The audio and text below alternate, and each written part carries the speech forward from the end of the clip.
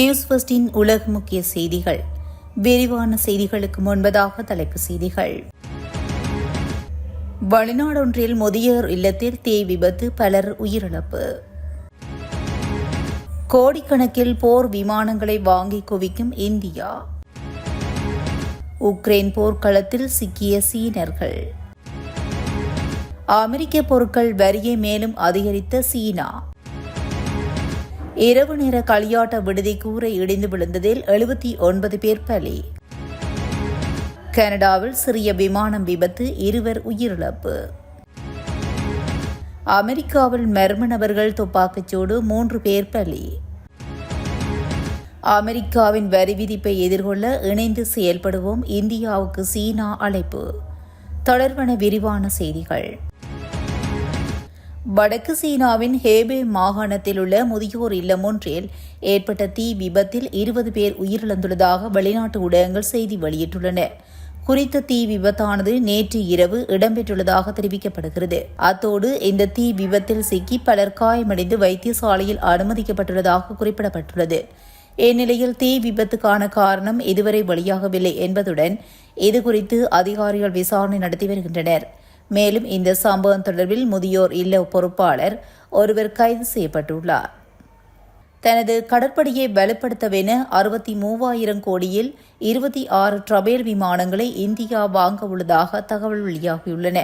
France நாட்டின் Dassault aviation நிறுவனத்தினால் தயாரிக்கப்படும் ட்ரபேல் விமானங்களை இந்தியா ஏற்கனவே வாங்கியுள்ளது. விமானப்படையில் 36 ட்ரபேல் விமானங்கள் பயன்பாட்டில் உள்ளதாகவும் தற்போது கடற்படைக்கும் ட்ரபேல் விமானங்களை வாங்க மத்திய அரசு பேச்சுவார்த்தை நடத்தி வந்துள்ளது. இந்நிலையில் பிரான்சிடமிருந்து 63,000 கோடியில் 26 ட்ரபேல் விமானங்களை வாங்க இந்தியா முடிவு செய்துள்ளது. ஒற்றை இருக்கை கொண்ட 22 விமானங்கள், 2 இருக்கை கொண்ட 4 விமானங்கள் என மொத்தமாக 24 ட்ரபேல் விமானங்களை இந்தியா வாங்குகிறது என்றும் இது தொடர்பாக இந்தியா பிரான்ஸ் இடையே விரைவில் ஒப்பந்தம் கையெழுத்தாக உள்ளதும் குறிப்பிடத்தக்கது. ரஷ்யா சார்பில் போரில் ஈடுபட்ட சீனர்கள் 2 தங்கள் நாட்டு ராணுவத்திடம் சிக்கி உள்ளதாக உக்ரைன் ஜனாதிபதி ஜெலன்ஸ்கி அறிவித்துள்ளார்.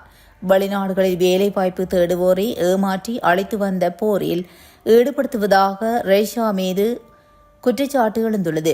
ஆனால் ரஷ்யாவின் கூட்டாளி நாடுகளான வடகொரியா, சீனா, பெலாரஸ் போன்ற நாடுகள் தெரிந்தே ரஷ்ய ராணுவத்துக்கு ஆட்கள் விநியோகம் செய்வதாகவும் தகவல் வெளியாகியுள்ளன.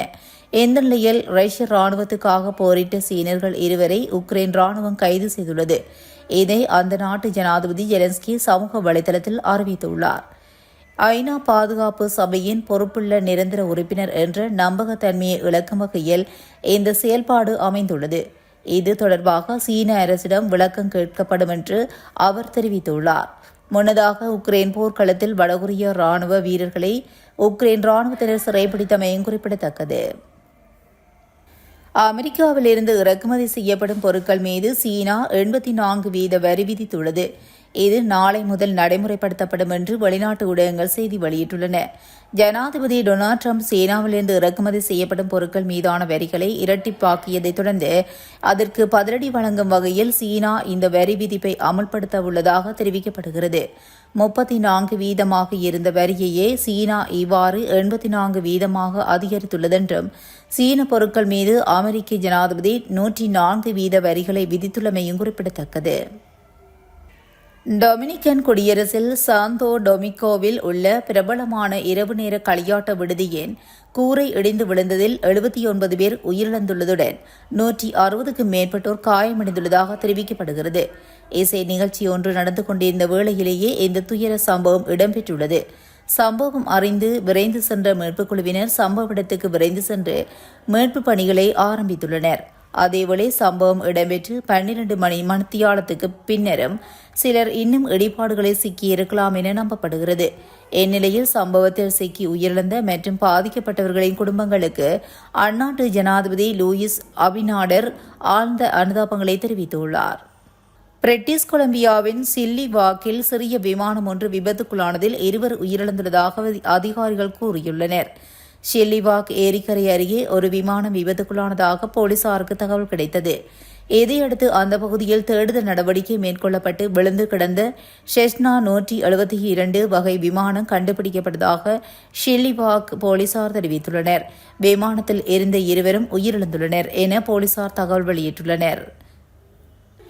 அமெரிக்காவின் வடகிழக்கு பகுதியில் அமைந்த வெர்ஜீனியா மாகாணத்தில் ஸ்பான்சில்வேனியா கவுண்டி பகுதியில் டவுன்கவுஷ் வளாகத்தில் மர்ம நபர்கள் சிலர் ஆயுதங்களுடன் வந்துள்ளனர். அவர்கள் மக்களை நோக்கி துப்பாக்கியால் சுட்டுள்ளனர். இந்த சம்பவத்தில் 3 பேர் உயிரிழந்ததாகவும் 3 பேர் காயமடைந்து உள்ளனர். இந்த பகுதி வாஷிங்டன் நகரிலிருந்து தென்மேற்கு 105 கிலோமீட்டர் தொலைவில் அமைந்துள்ளது.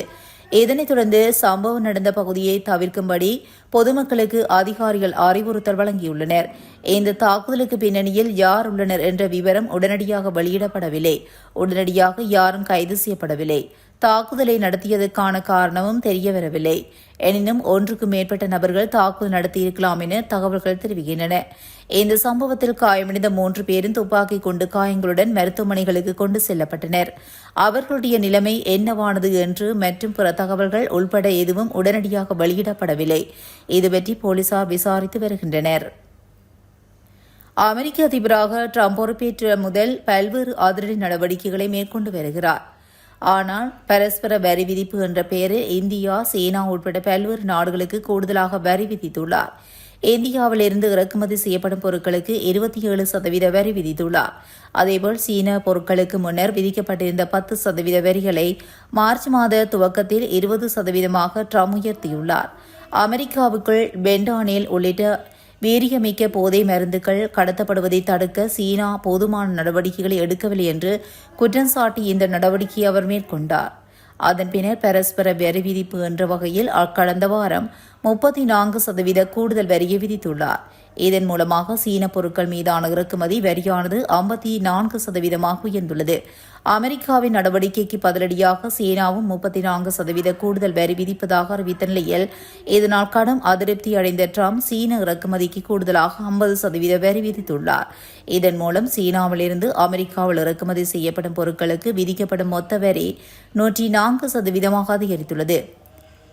இந்நிலையில் அமெரிக்காவின் வரி விதிப்பை எதிர்கொள்ள இணைந்து செயல்படுவோம் என்று இந்தியாவுக்கு சீனா அழைப்பு விடுத்துள்ளது. இது தொடர்பாக சீன தூதரக செய்தி தொடர்பாளர் வெளியிட்டுள்ள எக்ஸ் தளப்பதிவில் சீனா இந்தியா பொருளாதார வர்த்தக உறவு இருதரப்பு நன்மைகளை அடிப்படையாக கொண்டது. அமெரிக்காவின் வரி விதிப்பை எதிர்கொள்ளும் உலகின் 2 வளர்ச்சியடைந்த நாடுகள் இணைந்து செயல்பட்டு இந்த கடினமான சூழ்நிலையை கடக்க வேண்டும் என அவர் தெரிவித்துள்ளார். இதுபோன்ற செய்திகளை உடனுக்குடன் தெரிந்து கொள்ள நியூஸ் ஃபர்ஸ்டுடன் இணைந்திருங்கள். நன்றி, வணக்கம்.